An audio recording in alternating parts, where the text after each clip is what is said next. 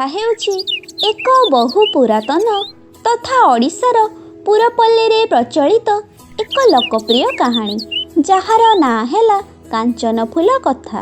ଗୋଟିଏ ଗାଁରେ ଜଣେ ସାଧବ ରହୁଥିଲା। ତାର 3 ପୁଅରେ ଗୋଟିଏ ବୋଲି ଝିଅ।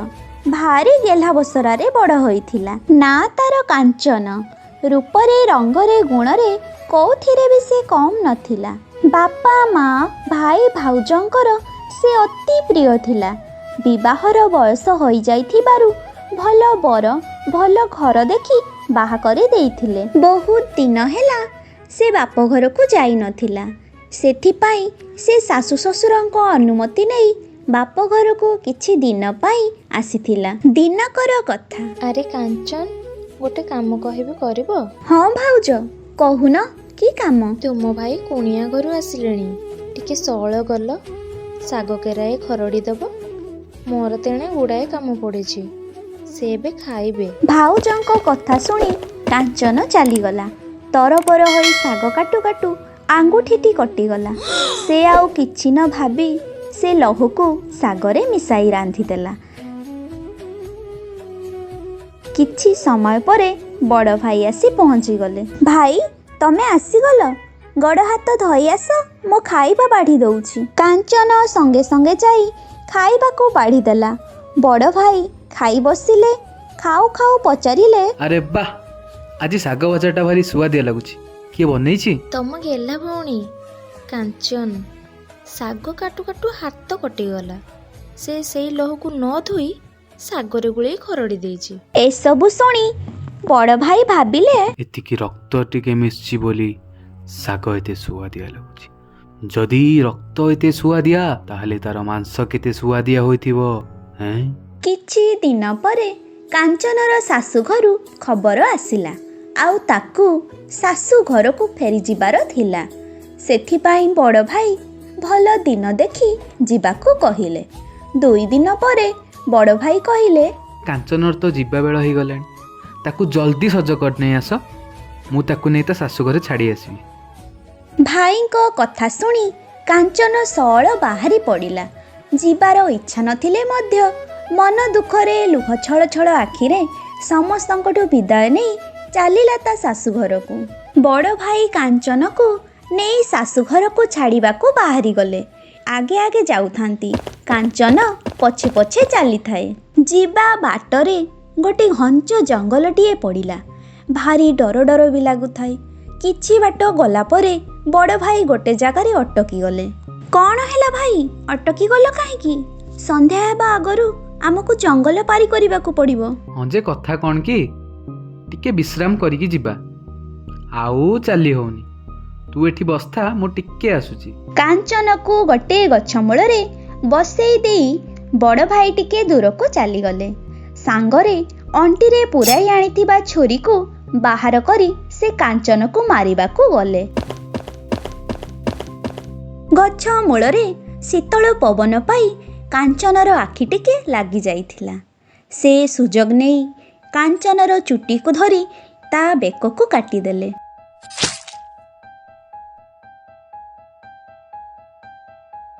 ଚାହୁଁ ଚାହୁଁ କାଞ୍ଚନ ସେଇଠି ଟଳି ପଡ଼ିଲା। ତାପରେ ବଡ଼ ଭାଇ ତାକୁ କାଟି ତାର ମାଂସ ନେଇ ଘରକୁ ଫେରି ଆସିଲେ। ହାଡ଼ ସବୁ ସେଇଠି ଜଙ୍ଗଲରେ ଫୋପାଡ଼ି ଦେଇ ଆସିଲେ। ଘରକୁ ଆସି ତାଙ୍କ ସ୍ତ୍ରୀକୁ ପୁଟୁଳିଟିଏ ଦେଇ କହିଲେ, ଏଇ ନିଅ ମିରିଗ ମାଂସ। କାଞ୍ଚନକୁ ଶାଶୁ ଘରେ ଛାଡ଼ି ଆସିଲା ବାଟରେ ଏଇ ମିରିଗ ମାଂସଟା ନେଇ ଆସିଥିଲି। ତମେ ଜଲ୍ଦି ରୋଷେଇ କରିଦିଅ। ତା ସ୍ତ୍ରୀ ଯାଇ ସଅଳ ରୋଷେଇ କରିଦେଲା। ଆଉ ସମସ୍ତେ କାଞ୍ଚନର ମାଂସକୁ ମିରିଗ ମାଂସ ଭାବି ଖାଇଦେଲେ। ଜଙ୍ଗଲରେ ଯେଉଁ ହାଡ଼ ସବୁ ପଡ଼ିଥିଲା, ସେ ହାଡ଼ରୁ ଗୋଟେ ସୁନ୍ଦର କାଞ୍ଚନ ଗଛ ଉଠିଲା। ତାର ପ୍ରତ୍ୟେକଟି ଡାଳରେ ଫୁଲରେ ଭରି ଯାଇଥିଲା, ଆଉ ତାର ବାସ୍ନା ବହୁ ଦୂରକୁ ଖେଳି ଯାଉଥିଲା। ଏପଟେ କାଞ୍ଚନର ନ ଆସିବା ଦେଖି ଶାଶୁଘର ଲୋକେ ଭାରି ଚିନ୍ତାରେ ପଡ଼ିଗଲେ। ଶ୍ୱଶୁର ମନେ ମନେ ଚିନ୍ତା କଲେ, କ'ଣ ବୋହୂର ଦେହ ଭଲ ନାହିଁ କି, ନା କ'ଣ ହୋଇଛି?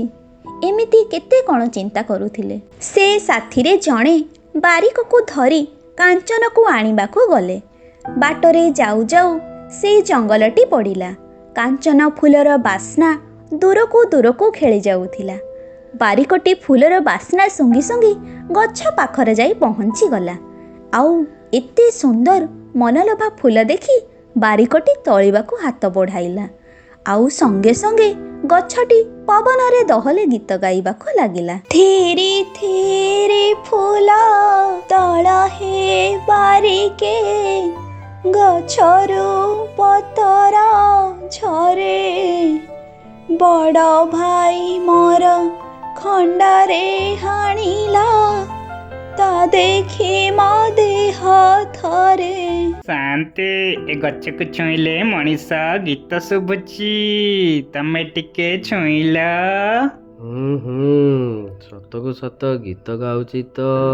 ଏସବୁ ଦେଖି ଶ୍ୱଶୁର ଆଉ ବାରିକ ଆଶ୍ଚର୍ଯ୍ୟ ହୋଇଗଲେ।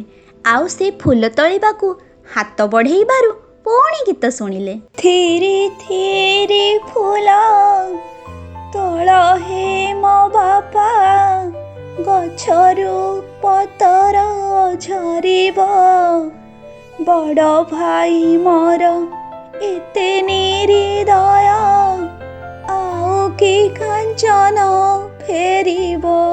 ପୁଣି ଥରେ ହାତ ବଢ଼ାଇ ଆଣିବାକୁ ଚେଷ୍ଟା କଲେ।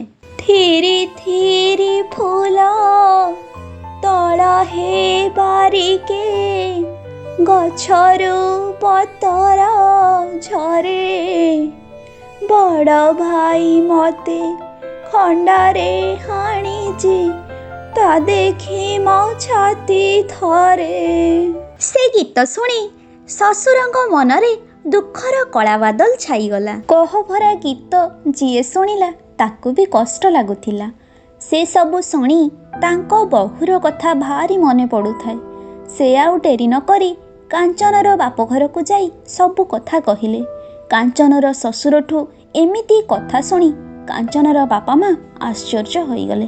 ଆଉ କହିଲେ, ସମୁଦି, ମୁଁ ତୁମ ଖବର ପାଇ ଝିଅକୁ ବଡ଼ ପୁଅ ସହିତ ତୁମ ଘରକୁ ପଠାଇ ଦେଇଥିଲି, ହେଲେ ତମେ ଆଜି ଏମିତି କ'ଣ କହୁଛ? କାଞ୍ଚନ ବାପାଠୁ ଏମିତି କଥା ଶୁଣି କାଞ୍ଚନର ଶ୍ୱଶୁର ଭାରି ବ୍ୟସ୍ତ ହୋଇପଡ଼ିଲେ। ଯେମିତିକି ତାଙ୍କ ମୁଣ୍ଡରେ ଆକାଶଟା ଛିଣ୍ଡି ପଡ଼ିଲା। ସେ ମନେ ମନେ ଚିନ୍ତା କଲେ, ମାନେ ମୁଁ ଯାହା ସନ୍ଦେହ କରିଥିଲି ସେଇଟା ହିଁ ଠିକ୍ ଥିଲା। ଆଉ ଡେରି ନ କରି ସେ କାଞ୍ଚନ ଗଛ କଥା ସବୁ କହି ସମସ୍ତଙ୍କୁ ସେ ଗଛ ପାଖକୁ ନେଇଗଲେ। ଗଛ ପାଖରେ ପହଞ୍ଚି ସେ ପ୍ରଥମେ ବଡ଼ ଭାଉଜଙ୍କୁ ତଳିବାକୁ କହିଲେ। ବଡ଼ ଭାଉଜ ହାତ ବଢ଼େଇବାରୁ କାଞ୍ଚନ ଗଛ ପୁଣି ଗୀତ ଗାଇଲା। ଥିରି ଥିରି ଫୁଲ ତଳ ଗୋ ଭାଉଜ, ଗଛରୁ ପତର ଝରେ, ବଡ଼ ଭାଇ ମୋର ଖଣ୍ଡାରେ ହାଣିଛି, ତା ଦେଖି ମୋ ଦେହ ଥରେ। ତାପରେ ବଡ଼ ଭାଇଙ୍କୁ ପଠାଗଲା। ଫୁଲ ତୋଳିବାକୁ ହାତ ବଢ଼େଇବାରୁ ଗଛଟି ପୁଣି ଗୀତ ଗାଇଲା। ଥିରି ଥିରି ଫୁଲ ତଳ ବଡ଼ ଭାଇ, ଗଛରୁ ପତର ଝରେ, ତୁମେ ଯେତେବେଳେ ଖଣ୍ଡାରେ ହାଣିଛ, ତା ଦେଖି ମୋ ଦେହ ଥରେ। ସମସ୍ତେ ଏସବୁ କଥା ଶୁଣି ଆଶ୍ଚର୍ଯ୍ୟ ହୋଇଗଲେ। ବଡ଼ ଭାଇ ଡରରେ ସେ ଜାଗା ଛାଡ଼ି ଦୌଡ଼ି ପଳେଇଲେ। ଆଉ ସମସ୍ତେ କାଞ୍ଚନ କଥା ଭାବି କାନ୍ଦୁଥାନ୍ତି।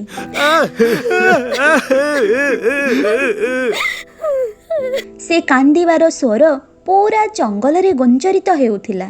ସେହି ସମୟରେ ଶିବ ପାର୍ବତୀ ଆକାଶ ମାର୍ଗରେ ଯାଉଥିଲେ। ସେ କାନ୍ଦିବାର ସ୍ୱର ଶୁଣି କହିଲେ, ଚାଲ ଦେଖିବା ଏଠି ଏତେ ସ୍ୱର କ'ଣ ପାଇଁ ଶୁଭୁଛି, ଆଉ ଏଠି ଏତେ ଲୋକ କ'ଣ ପାଇଁ ରୁଣ୍ଡ ହୋଇଛନ୍ତି, ଆଉ ଏମିତି କାନ୍ଦୁଛନ୍ତି କାହିଁକି? ଏତକ କହି ଶିବ ପାର୍ବତୀ ତାଙ୍କ ପାଖରେ ଯାଇ ପହଞ୍ଚିଲେ। କିଏ ତୁମେ ମାନେ? ଏ ନିକାଞ୍ଚନ ବଣରେ କ'ଣ ପାଇଁ କାନ୍ଦୁଛ? ଏମିତି ଶୁଣି ସମସ୍ତେ ଘଟିଥିବା ଘଟଣାକୁ କହିଲେ। ଆଉ କାଞ୍ଚନର ଏମିତି ଅବସ୍ଥା ହୋଇଛି ଜାଣି କହିଲେ, ତୁମେ ଆଉ କାନ୍ଦନି, ଏଇ ଦେଖ ମୁଁ ଏବେ କାଞ୍ଚନକୁ ଜୀବିତ କରିଦେଉଛି। ଏମିତି କହି ସେ ଗଛକୁ ସୁନ୍ଦର ଝିଅରେ ପରିବର୍ତ୍ତନ କରିଦେଲେ। କାଞ୍ଚନ ପୁଣି ଥରେ ତାର ଶରୀର ଫେରି ପାଇଲା। ଆଉ ଶିବ ପାର୍ବତୀ ଦୁହେଁ ଅଦୃଶ୍ୟ ହୋଇଗଲେ। କାଞ୍ଚନ ପୁଣି ଥରେ ଜୀବନ ଫେରି ପାଇବା ଦେଖି ସମସ୍ତେ ଆନନ୍ଦିତ ହେଲେ। କାଞ୍ଚନ ତାର ଶ୍ୱଶୁର ସହ ଶାଶୁ ଘରକୁ ଫେରିଗଲା। ଏପଟେ ସାଧବ ବୁଢ଼ା ତାର ପରିବାରକୁ ନେଇ ଘରକୁ ଫେରି ଆସିଲା। ଘରେ ଆସି ସମସ୍ତେ ବସି ବଡ଼ ମଧୁର ବିଚାର କଲେ। ଆଉ କହିଲେ, ବଡ଼ ଭାଇ ହୋଇ ଭଉଣୀକୁ ସ୍ନେହ ଦେବା ବଦଳରେ ତାକୁ ସେ ହତ୍ୟା କରିଦେଲା। ତେଣୁ ତାକୁ କଣ୍ଟା ଟକେଇରେ ପୂରେଇ ମାଟି ତଳେ ପୋତି ଦିଅ। ଆଉ ସମସ୍ତେ ସେମିତି ହିଁ କଲେ।